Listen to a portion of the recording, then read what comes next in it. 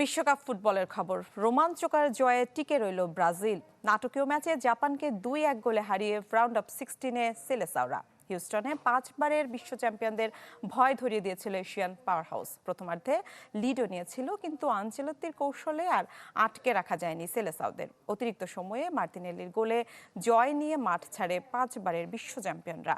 আর চোখের জলে বিদায় নেয় samurai blues.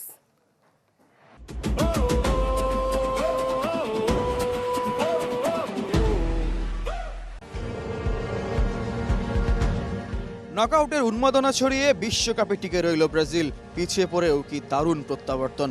Casemiro, মার্তিনেলিরা round of 16-এ নিয়ে গেলেন সেলেসাওদের। টিকে রইল মিশন হেক্সা।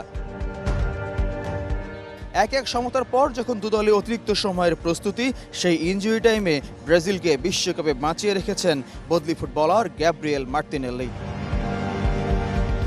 তবে হিউস্টনে প্রথমার্ধটা জাপানের দুদলই আক্রমণ করেছে, কিন্তু কাইসুসানোর গোলটা পার্থক্য করে দিয়েছে 29 মিনিটের লিড এশিয়ার পাওয়ার হাউসের।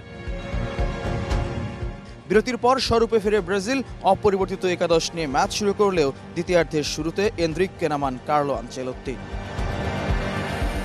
52 মিনিট থেকে শুরু ব্রাজিলের মুহুর্মুহু আক্রমণ।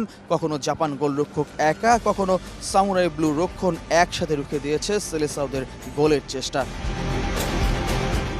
তবে জাল ঠিকই খুঁজে নিয়েছেন ক্যাসেমিরো। 56 মিনিটে ব্রাজিলকে সমতায় ফেরান ডিফেন্সিভ মিডফিল্ডার।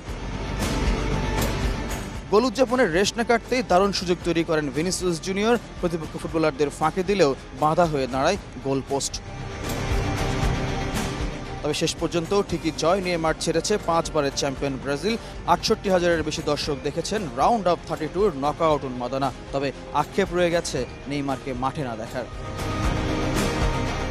মরক্কোর সাথে যে ভেন্যুতে ড্র করে বিশ্বকাপ শুরু হয়েছিল ব্রাজিলের, এবার সেই মেটলাইফ স্টেডিয়ামে রাউন্ড অফ 16 ম্যাচ ভিনি ক্যাসেমিরোদের। ফয়জুল ইসলাম, চ্যানেল 24, হিউস্টন, যুক্তরাষ্ট্র।